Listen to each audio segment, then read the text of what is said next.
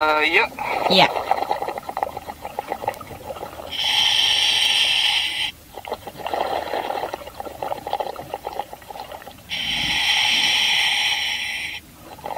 Pat, you're live. Hello everyone and welcome to yet another exciting live dive here on the western side of Grand Cayman Island at one of our favourite dive sites, the Devil's Grotto. So I am your underwater biologist, Patrick from Australia. We have Rian, the South African, on camera, and on the surface as your biologist we have Scottish Lauren. So today we are, as I said, at the Devil's Grotto, so we're going to go a little bit deeper in a second. I am only at 4 meters depth, but on the swim out I found something that we absolutely hate seeing here on diveLIVE: a plastic bottle discarded at the top of the water floating along. But I thought I would use it to demonstrate we talk about the relationship between depth and pressure a lot here, so I thought I would demonstrate it using this bottle. So at the surface it was a completely perfect normal plastic bottle.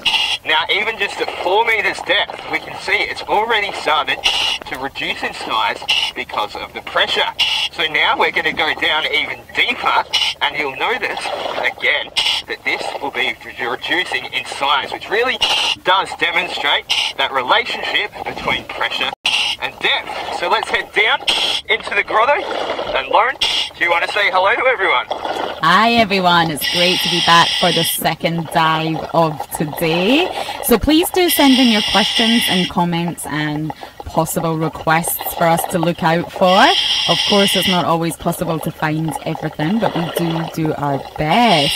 So Pat, what are you hoping to see today? Well, it is Shark Week, so I will be keeping an eye out for a nurse shark, but I am also desperate to find an octopus before our time here comes to an end. So I'm really going to be searching my heart out for a little octopus as well. What about you, Lauren? You got any requests? Absolutely, octopus. Octopus, a golden hamlet, and if you can really do it, a loggerhead. Alright, we'll be trying our hardest.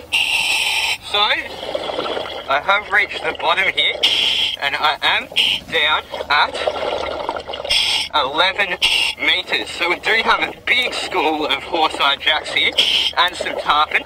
But I'll just quickly show you what I wanted to demonstrate. So look at this bottle now, as compared to when we're on the surface. It's almost completely crushed.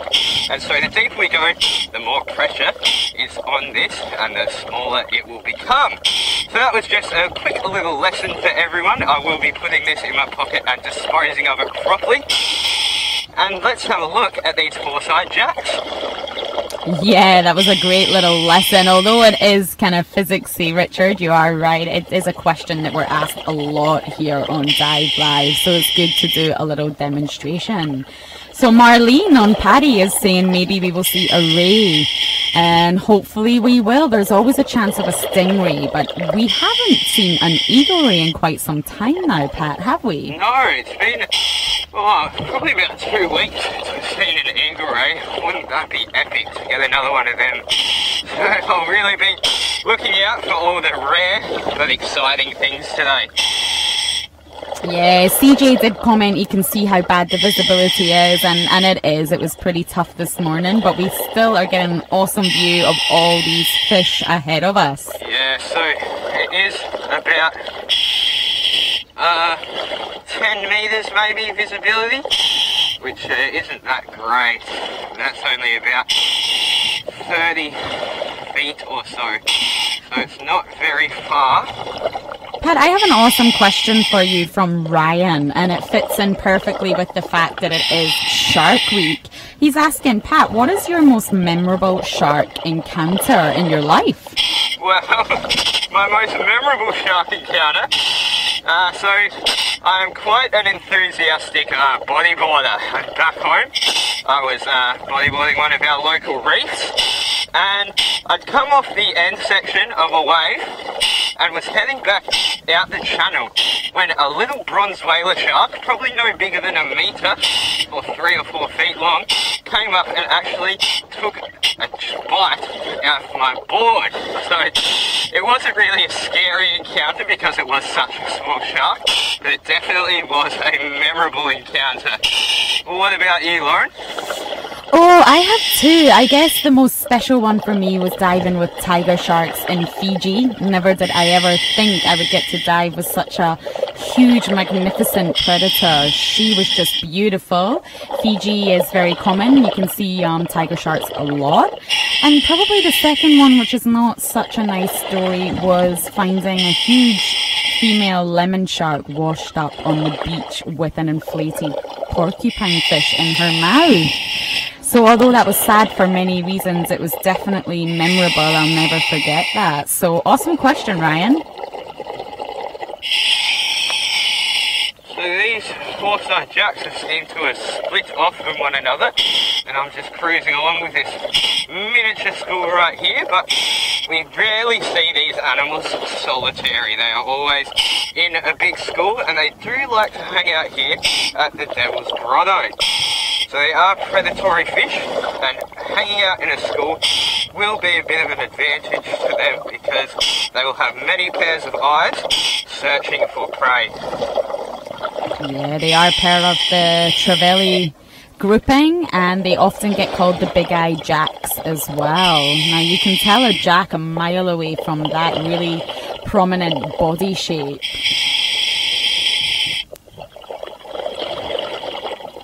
So Adventures of David and Aaron are asking, are tiger sharks common in this area? No, they're not. They aren't not here. They have been sighted here in the Cayman, but they are very rare to sight. I think it was just a couple of weeks actually before we arrived here. When we first started up, there was a juvenile spotted off one of the boats. But yeah, they're not very common here. Yeah, they're not common. One of the staff from John Foster's Dive Centre does tell us they are present on the north side of the island, and they come out sort of around night time. People are able to see them, but I'm really not sure. I imagine they will be around, but at much greater depth than where we are right now. But these tarpons look kind of sharky. They very much do. Sometimes they actually will look just like a shark because they do breach the water. And now this is for a very curious reason. They actually come up and take gulps of air. And they do this because their swim bladder, which is an organ that a lot of fish have to control their buoyancy, is actually a pseudo lung. So they will take oxygen in and actually breathe the air and utilize it in respiration. Now that's not to say they can't respirate underwater as well. They also use their gills to take in oxygen from water. But yeah, it's a really fascinating and curious thing that they do. Yeah, and we do see the same tarpon regularly that does have a fishing line attached to it. We were actually just discussing this one yesterday. Are you able to see that one, Pat? No, I can't. So hopefully the hook has rusted out. And Proud Cat Mum was asking, how big are these ones? This one that is on camera right now is a smaller one, and I say that well, not really small, but it's small for a tarpon. It's probably about 90 centimetres or 3 feet long. We usually see them at about a metre 20, and they can grow up to 2.5 metres, so almost 8 feet. Yeah, they're a great sort of sport for fishermen. They provide a great challenge because of the sizes that they grow up to. So what we're going to do right now is just come up over this bommy again, because I can see that if we move much further the cable might get caught on the reef, and that is not what we want to do. So we'll change our dive plan, we'll come back up over and then head out towards the sand patch over the reef here. Perfect. Well, while you're on your journey, Pat, there is a discussion on some chats about sharks being finned for their fins and used in soup. which is such a shame, as obviously the fishermen are paid so little money per fin, but sharks are worth so much more in the ocean, especially in tourism. So maybe you can shed some more light on that, since it is Shark Week. Yeah, of course. So, yeah, shark fin soup is a delicacy in a lot of countries, and unfortunately it is consumed and is consumed by the richer people, because it's kind of a sign of power almost. But the sad thing is that the shark fins don't even really have any nutrients. There's no real benefit to eating them, and millions of sharks are taken out of the sea, and often they will just cut the fins off and nothing else, and then just discard the carcass. But I mean, it's horrible. It is really, truly horrible to think about, and it is the cause of the death of millions of sharks. But sharks, actually, as Lauren just pointed out, they do better when they're left in the water. They can be used for tourism, so they still can generate income. But putting all of the economy and money to the side, they are top-down controls of the entire ecosystem. So, for example, what I mean when I talk about this is that if you were to take, say, a large population of sharks out of a specific ecosystem, then all of the fish that they are eating may have a population boom, which then may result in another species below them in the food web being in heavily decline, and say that these ones, the ones that are declining, might be herbivores. Therefore, algae might overgrow the reefs and smother all the corals, and then all the corals will start to die. So it really does have a big trickle-down effect. And not only this, sharks also cull off the genetically inferior and the weaker, worse-off fish. So they're more or less purifying the genetic lines of the fish that they are predating on. So they really do play such a vital role in the ecosystem. Yeah, they do, and they estimate around, well, the figure was 73 million sharks that were killed per year. Oh, what are these fish? Whoa! That's a big permit. Wow. Is it a permit for sure? I'm pretty sure. Can you please get up the identification guide and just double check? But yeah, these are the ones I saw yesterday. Oh, this is a big one. I'd say probably a metre long, so over 3 feet. So it's also in the jack family, but I'm just double checking the species. Bear with me.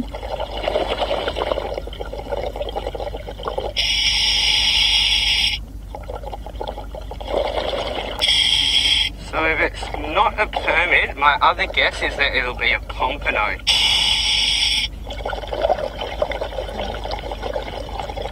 Yep, I believe it is the permit. Yeah. I actually had a little help there from the Don Foster's crew. I can't take credit for that. But yes, this is the first time we've seen this on diveLIVE. And I could be wrong, but I believe there's some damage to it. It does look like there is something. Yeah. On the other side of it, it looks like near the Operculum it may have been attacked by something, but I also think I may have saw a little remora on it. We'll just wait till it circles back and we see the other side. So it's obviously very comfortable in amongst all of these tarpon here. Oh, yeah, so there's a remora and there's a lot of damage to that. Something has definitely happened to this permit, which is maybe why it's hanging out with the tarpons. Yeah. And just, well, we'll just go off this one for a sec, because I have spotted another new species that I don't believe we've spoken about or even seen. I'm not actually sure of the species. It looks to be a wrasse or a parrotfish of some description, but perhaps you could identify it for us. Oh, it does look like it might be. Yeah, I can see it. Oh, it's swimming fast. I'll get the ID book ready, and Elaine, just to answer your question, no, none of these fish are dangerous. Not to us, but they are big predators in the food chain, but to us they are not dangerous at all, and obviously one of them had some sort of battle.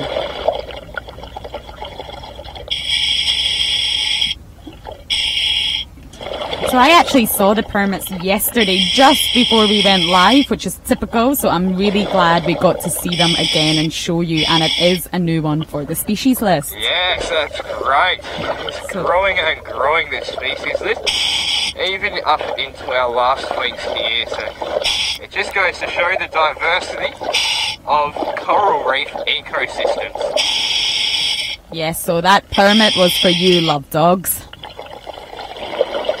So has that other fish disappeared, Pat? Yeah, I think we have lost it, but not to worry. Let's head back around and see if that permit is still hanging out. It did look like a wrasse, so it could either be something like the pudding wife or the slippery dick.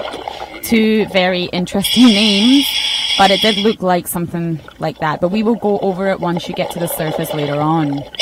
Yeah, definitely. Yeah, that was my thoughts, is that it may have been a pudding wife. But yeah, I've actually never seen one of them here, so it's good that we're still seeing a lot of different things.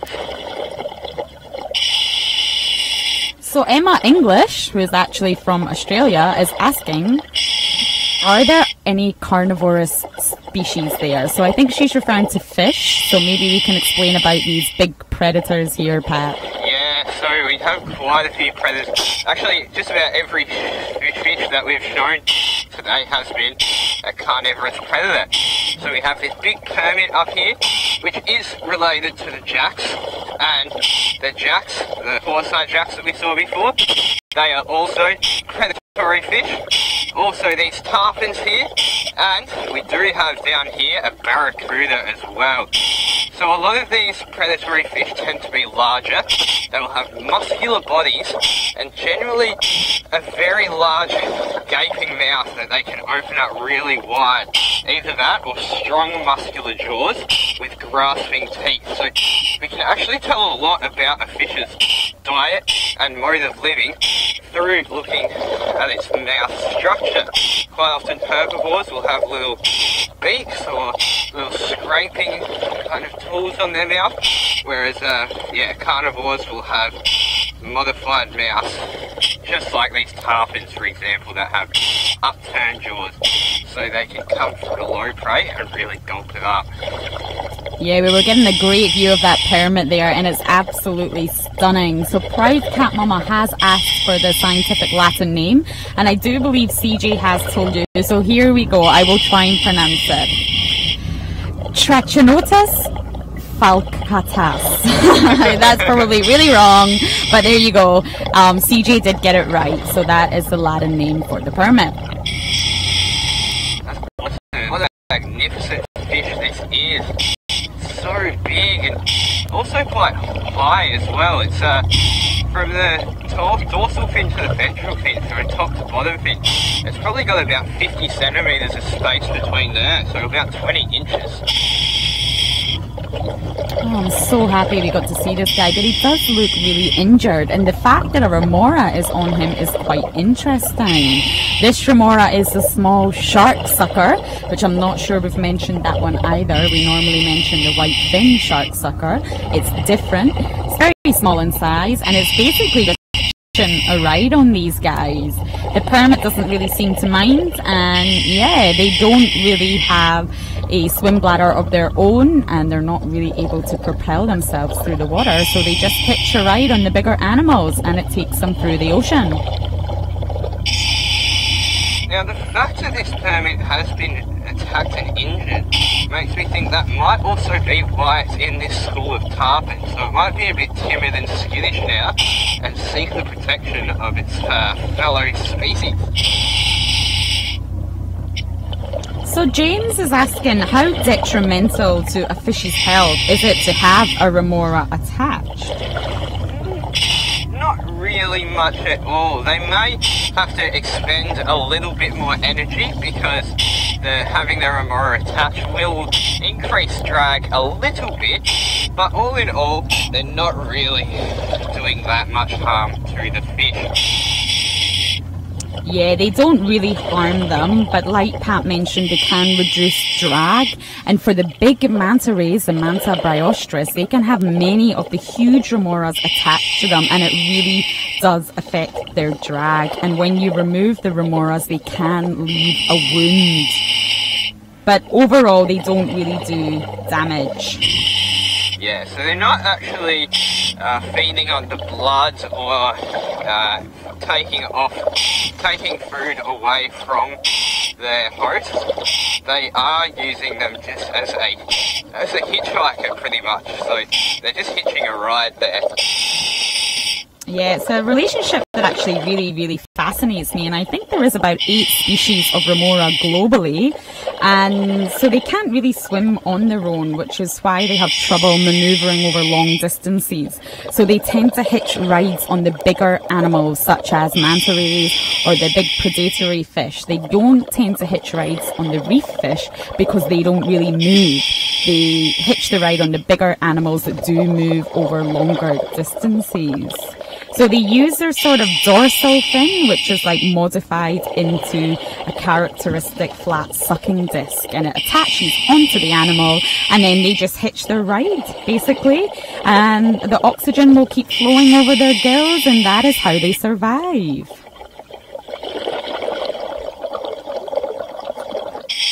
The relationship is said to be purely phoretic, though. It really evolves around transport. So a lot of people think that remoras clean the animal and there's a lot more symbiosis going on than there actually is. I believe some species are said to maybe clean, but it's generally based on transport. Oh wow, so speaking of fish injuries, this tarpon here also looks like it's had something take a big go at it. It's got quite a lot of scarring and scales missing in the middle of its body and just behind its operculum as well. So I'll wait for Rihanna. So it's just this one here, the big one. It looks like it's definitely being attacked by a shark, I think.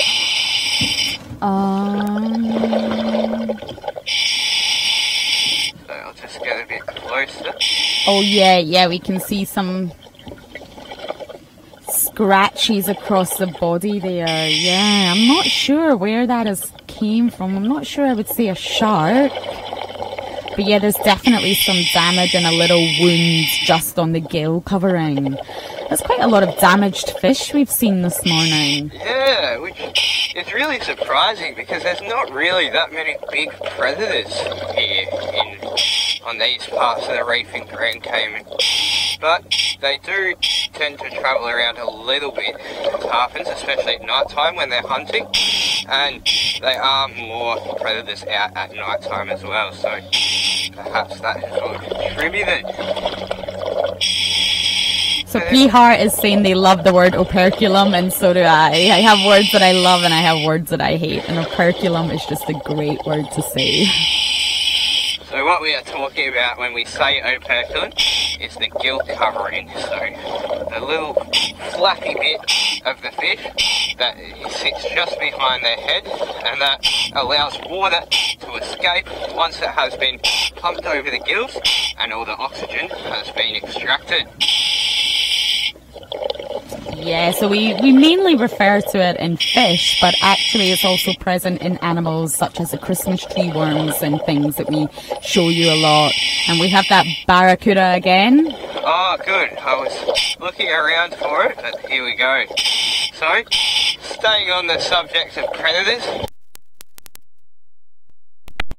it is a very stealthy predators, which means that they will sit very stationary behind a rock or a ledge, or sometimes in amongst the gorgonia, and they'll just wait patiently for something to be cruising past, very unsuspecting, and then they will use their torpedo-shaped muscular body to produce a very quick burst of speed in which they'll grab that prey. They have little grasping sharp teeth and strong jaws to make sure that they really do hold on to it. So Pat, my mum has actually been a good dive buddy and asking you for an air check. Oh, I'm shocked at this. Thanks, Elaine. So, I am on 140 bar.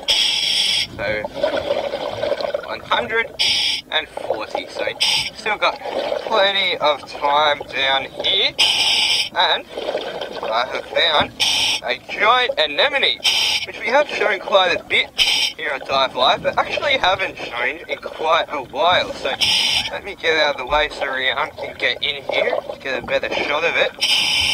And we may even be able to see the mouth of this one, so it is pretty exposed. So the general structure of an anemone is that they will have rings of tentacles all around a central mouth on their oral surface. So the oral surface being the top side of the anemone.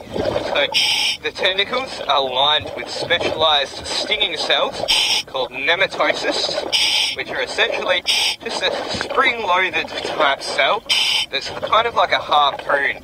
It's when something comes in contact with it, it will shoot out and it will be filled with a venom that can sometimes paralyze or even sometimes kill their prey. And in other cases, there's not really any effect at all, depending on the immunity and the type of creature that is being stung. So, say if they were to sting a prey item and catch it, they would then move it down into their mouth, and inside the mouth is a very primitive and simple digestive cavity that is surrounded by a common enzyme which will hold the anemone into the rock on the aboral surface. So the aboral surface is the underside of the anemone, the opposite of the oral surface. So really, in a nutshell, that is the entire biology of an anemone. So they're very simple, but very beautiful as well. Yeah, it's great to see one. You're right. We haven't actually sort of spent time with an anemone in quite a while. And John is asking what reef fish actually eat these anemones. Well, there are a few fish that will be brave enough to eat anemones or specialised enough, and amongst them the butterfly fish. So butterfly fish are the most well known to eat the anemones. And Proud Cat Mama is asking about the relationship with the clownfish or the anemone fish, and I suppose that's a great thing to highlight because it is what makes these anemones quite famous. So Pat, can you explain the relationship? Yeah, so the anemone fish or clownfish will live, actually some even live in this species, a giant anemone. We don't get them here in Grand Cayman though. And the anemone fish are they have a tolerance to the sting, so they'll constantly be rubbing up against the anemone so that they have this tolerance to their stings, and therefore the anemone won't be harming it. Now they live inside of the anemone, and this gives them protection, and they can pretty much use the tentacles for their own defense in a way, so they will live exclusively in and around the anemone for protection. Yeah, so it's one of nature's great relationships, and it really surprised me when I came to Grand Cayman and realised the clownfish are not here, and all the anemones look rather lonely. Yes, we will sometimes see a cleaning shrimp or an arrow crab hanging out in one, but a lot of the time they tend to just be there by themselves. Yeah, there's a lot of work that's done in the clownfish anemone relationship, and there's so many benefits that they each receive from one another, and they really cannot survive without one another. They are completely dependent on each other, primarily in the Indian Ocean. Yes, and when we have something like this, a symbiosis where it's absolutely essential to the lives of either of them, we call this an obligate symbiosis. Yeah, and Richard's asking about the benefits. So they both actually protect each other. So believe it or not, the clownfish, which was portrayed by Nemo, look very friendly and funny, which they are, but they can also be extremely territorial. They are damselfish after all, and they can really attack anyone that comes close. So they completely defend the anemone, and because of the anemone's stinging tentacles that Pat told us about, they can also the clownfish is also protected by the anemone, but it also gets special nutrients in order to help it grow from the clownfish's poop. So there's a whole lot of things going on in that relationship, but those are the main benefits. Yeah, and I had the pleasure of working with clownfish. I was looking after them as part of a rehabilitation program back at my university called Saving Nemo, and I can really tell you that these fish have personalities, and they are so aggressive. They will attack just about anything and anyone that comes close to their territory. So, I have found a big, gross sea cucumber down here. So let's take a closer look at this one. I'm not sure of the species, but it is quite a large one. I would say probably about 60 or 70 centimetres. So about 30-35 inches. Yes, it looks very delightful, and it's been a while since we've had one of these also. Yeah, we haven't actually looked at this sea cucumber in quite some time. And it looks like this one is very slowly on the move. So using its podia there to walk along, or crawl along, if you will. So they are actually echinoderms. Echinoderms being your sea stars, your sea urchins, and your sea cucumbers, or your sand dollars as well. And it might not look like it, but something that categorises a lot of echinoderms is 5 segments that make up the organism. So this is very prominent in the sea star, because we can see those 5 arms. Not so much in the sea urchin, but the cast, or the circular bit of the body, is made up of 5 segments. And again, these 5 segments has been modified to make the internal structures of this sea cucumber. Yeah, so Pat, just to let me tell you, this is, are you ready? Yep. The donkey dung sea cucumber. Wow, okay, I can definitely see where it gets its name from. Yes, that is the official species name, so let's say no more on that. Yep.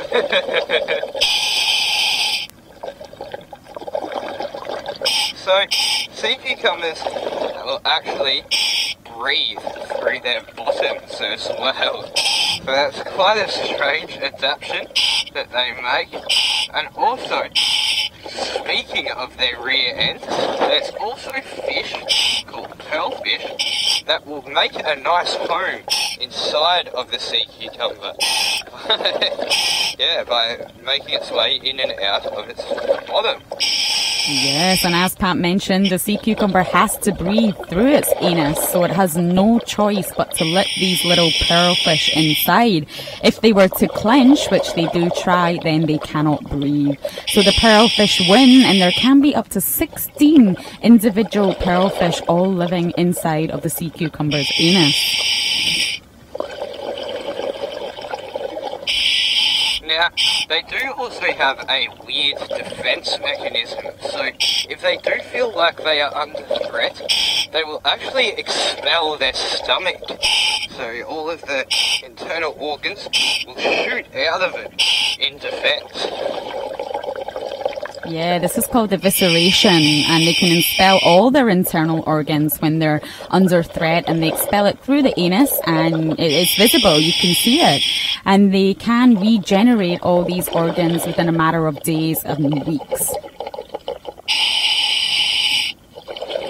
So while I am down here on the sand, I am looking very hard in and around all of these little tight spots to try and see an octopus. I'm really determined to find one this dive. And Craig is asking, how big do these lovely pearlfish get? I'm not actually too sure. I know that they can get above 10 centimetres, but I'm not sure really. Yeah, what's going on up here? Sorry. No, sorry, my apologies there. They range from 10 to 16 centimeters. So all of these jacks here are really harassing this permit. Let's go take a closer look.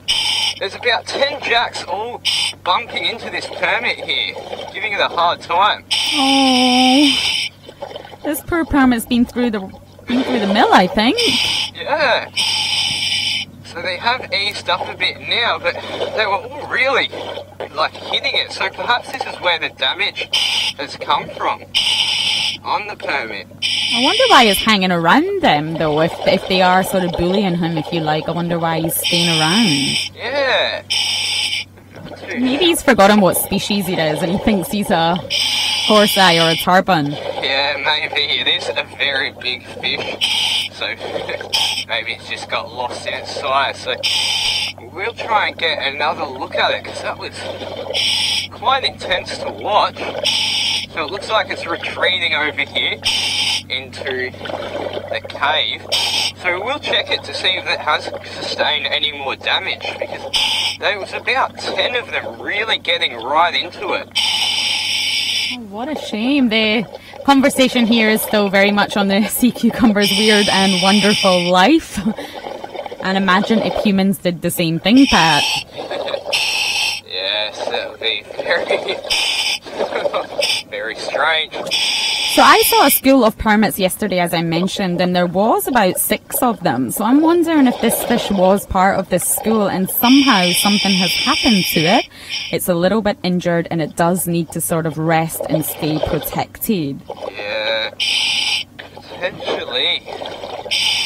So it looks like a little Spanish hogfish has come to clean it as well. Yeah. Not sure if you can see that. So normally when fish are injured, they spend a lot of time at cleaning stations to get their wounds clean, to make sure there's no infection and to promote the healing process. So maybe this guy here is sort of trying to hang around all the cleaning stations to heal a little bit. Yeah, maybe. Kind of going to hospital in a way. So Betty was asking, do many of the fish species fight with one another? Do many fish species fight? Yeah. Yeah, quite a few do. So most of the time it is territorial disputes, generally involved with mating. So we see it in wrasses and parrotfish quite a bit. When they are ready to mate, the males will tend to fight each other and go for friends. Oh, we've got a turtle. So we're making our way over to the turtle. It's turtle-tastic these days, isn't it? It is. There's turtles everywhere at the moment. We've really not seen one. So Pat, just while you're making your way over, John suggests he really does believe this permit has been caught by fishermen and released again. So I don't know if there's any way to prove that, but it could be a theory, I guess. Yeah, potentially, maybe. And yeah, Lara Moore, I agree with you. It's definitely hanging around these other fish for some protection. So it looks like this turtle is resting on the sand here, maybe. We can't see it yet, but Spas is asking what are the most territorial fish, and I think we all know the answer to that one. Yes, we see it quite often, literally every dive we see damselfish, the little brave damselfish. They have short man syndrome, I think. They defend their algal patches very aggressively. So I'm just bringing the database up for this little female hawksbill. Yes, no worries though. As most people should know by now, we are identifying these turtles by the scutes or the scales that sit on the side of its face that act like a unique fingerprint, like we would for a human. Oh, I know who this one is. Shall we let everyone see if they can get it, Pat? Yeah, definitely. We'll leave it open to our diveLIVE fam. See if they can tell us who they think that this one is. It's great to see her though, and she looks very, very chill. Yeah, so when I first spotted it, it was just kind of resting on the sand. So maybe it's already had a fair fill of sponges and he's just kind of relaxing and cruising about. So I believe Spas was one of the first to get this, and yes, this is Gretchen. Yes, our original hawksbill.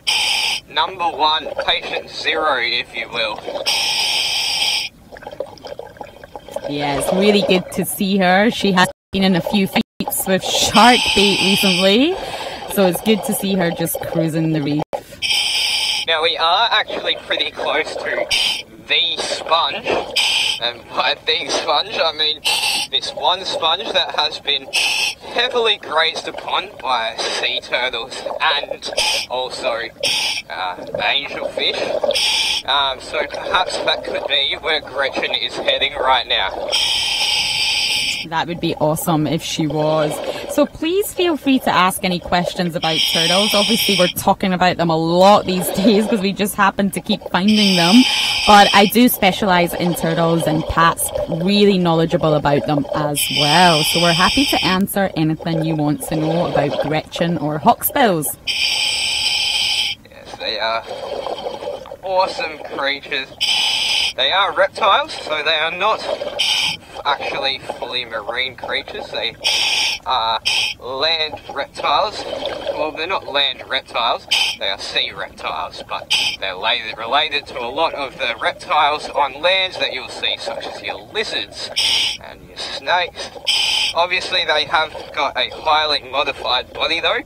Their rib cage has actually been modified into the shell, and they have these flippers. So if you think of a tortoise on land, they have almost like little hoovy foot, whereas these sea turtles have flippers, just like what you would see on a dolphin or something like that. And so they use the 2 front flippers to move and generate lift and create speed for themselves, and these rear flippers are purely there for direction, so they'll use it like a rudder. So if you notice right now how she is moving to her left, she did a little modification of her left flipper, and that sent her to the left hand side. We got quite a lot of questions, Pat, if you're happy to answer them. Yeah, send them in. Just one clarification from me for Hank. Yes, in order to identify an individual, you just need a photo of the side of the face, and it does have to be a clear one. If there is any other identifying features, such as a bite mark or some missing flipper or markings on the shell, that also helps. But ideally, we just need a shot of the turtle's face on the side. So, are you ready? Yes. Wendy is asking, do turtles need to breathe air? Yes, they most definitely do. They can't actually breathe underwater. So what they'll do is they'll go in the surface. They actually feel quite uncomfortable and skittish at the surface, so they do prefer to be underwater. But what they'll do is they'll be at the surface and they'll take a few deep breaths of fresh air, and then they will start their dive.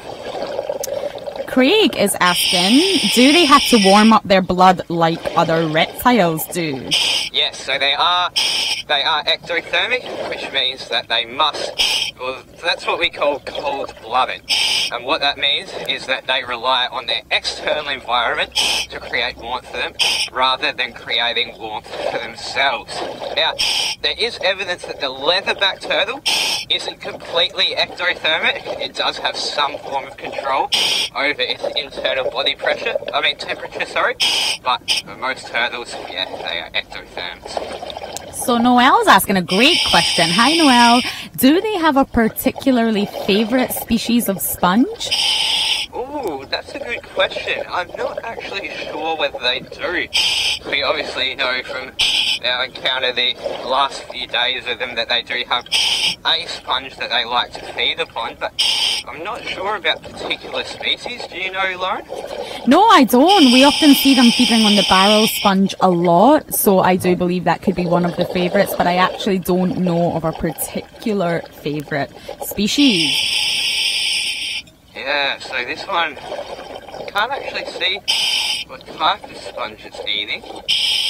And we have Gemma joining us. Hi, it's great to see you again. She's asking, how do you distinguish between a green sea turtle and a hawksbill sea turtle? Yeah, that's a great question. So, for me, personally, when I look at a green sea turtle as opposed to a hawksbill, what I'll be looking at firstly is the backside of its carapace. So we can see here with the hawksbill that it's quite serrated and sharp looking, whereas with the green turtle it's kind of rounded and almost semicircular. And also, while we're still looking at the shells tend to be different as well. So the hawksbills, the scales will actually be overlapping slightly, whereas with the green turtles, they fit in nicely together.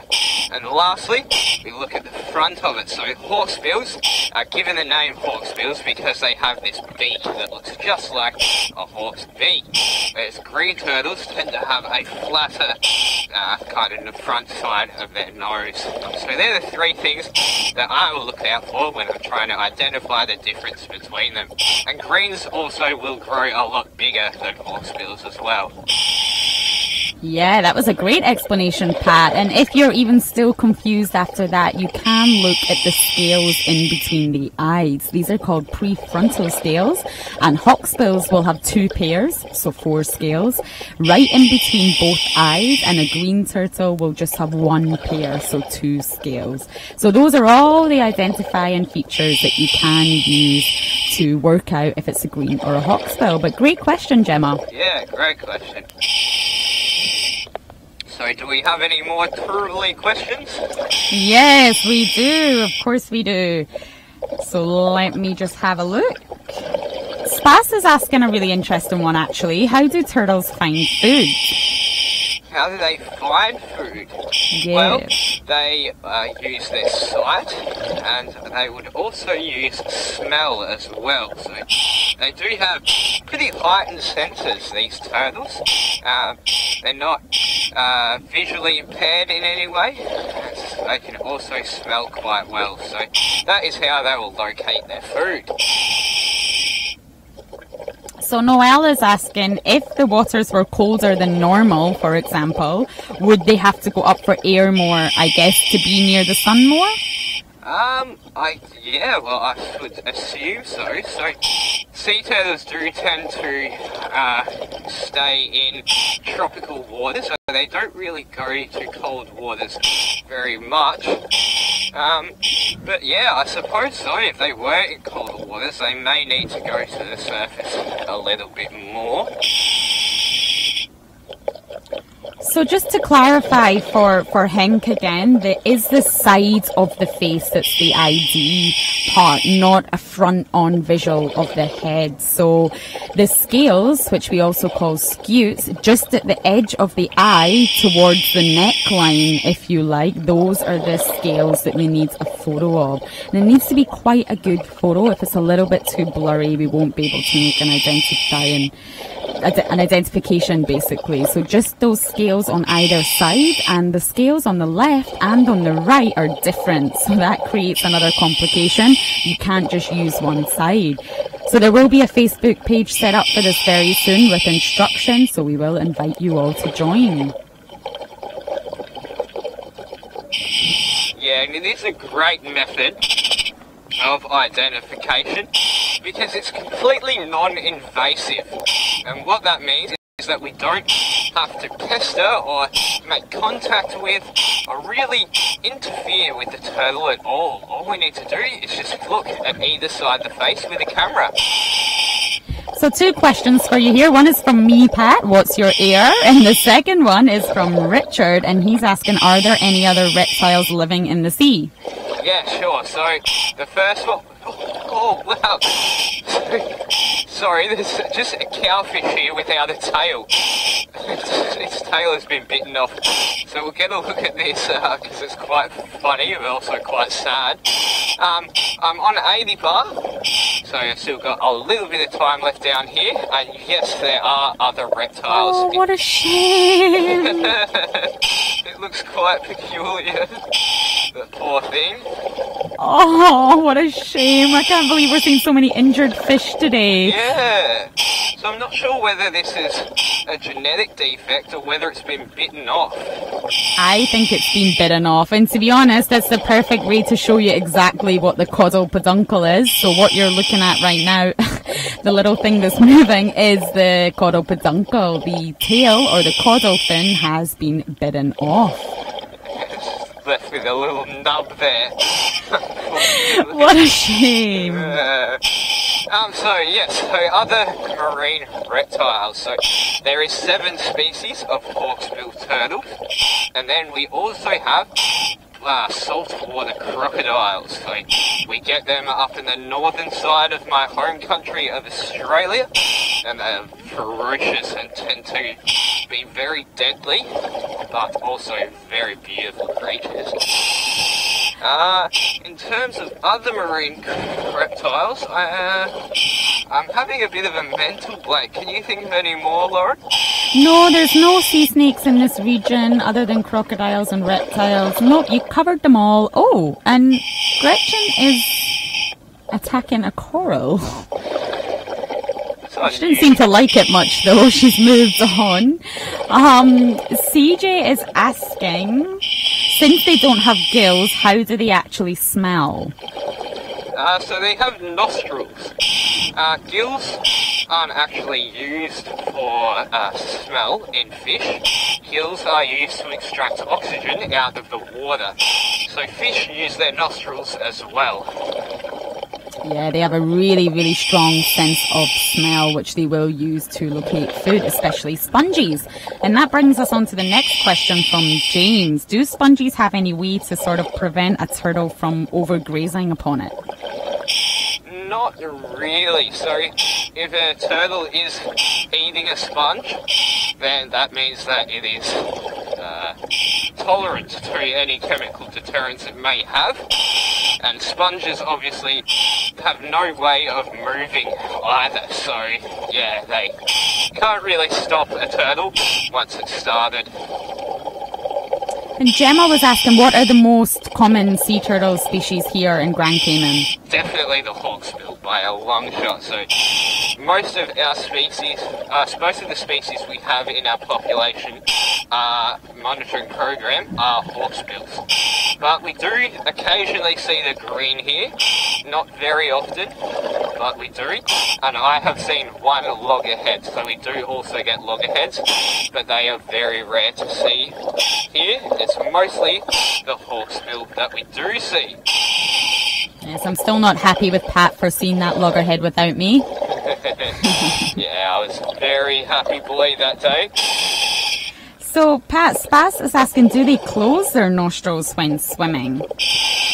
No, they don't think they have any control or any way of blocking their nose. And Proud Cat Mama was asking, is there anything that is actually toxic to a hawksbill sea turtle? I'm not too sure. I know that the toxins that they do accumulate from the sponges will stay in their tissues, but I'm not sure whether this actually has any effect of them or not. No, it doesn't affect them directly, but yeah, it does bioaccumulate in their tissues, which is sort of a lazy way for them to get rid of the toxins. Instead of filtering them through their liver, which would be more energetically costly, they actually just let it build up in their flesh. So it doesn't harm them, but if a human were to eat the flesh of a hawksbill sea turtle, it's very, very dangerous indeed. So Lauren, Gretchen is still attacking corals. So she's been gliding away at this coral for quite some time now.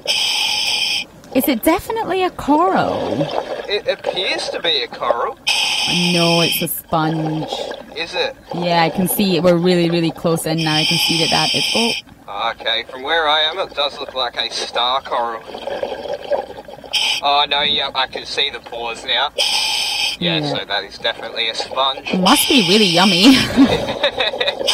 She's having a big go at this. And Hank said it looks like she's smoking, and yeah, when a turtle does munch down on a sponge, it releases a sort of liquid into the water, and it does look like they're smoking. It does actually, now that you've mentioned it. So there was just a few quick questions on that poor trunk fish or cowfish. What do you think would have bitten off the tail, and will it grow back? And this is why the damselfish is actually attacking Gretchen's eye. Yeah, so this damselfish has been trying to deter Gretchen for quite some time now, but to no avail at all. But it could have been a range of predators that attacked that cowfish. It could have been a barracuda, or maybe a jack, or a shark, or